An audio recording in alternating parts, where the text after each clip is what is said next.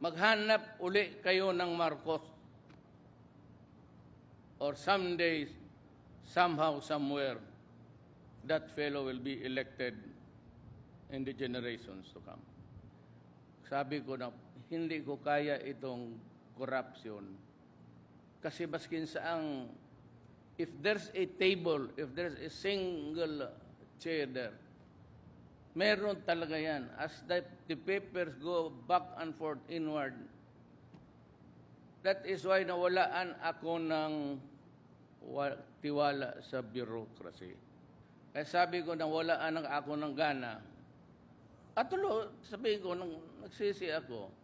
Kasi akala ko, within the constitutional powers na binigay sa akin, kaya ko. But truth to tell, kung araw-araw na lang, pati every table dito sa Pilipinas, ganon, hindi ko talaga mahabol. Kaya ko. Pero sa batas na ito, Constitution, even if you give me 20 years, I cannot do it.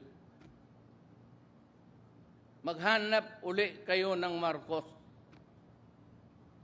Or someday, somehow, somewhere, that fellow will be elected in the generations to come.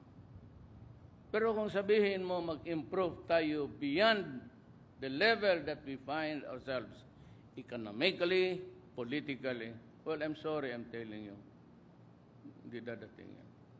Not even half what Hong Kong will be in 30 years.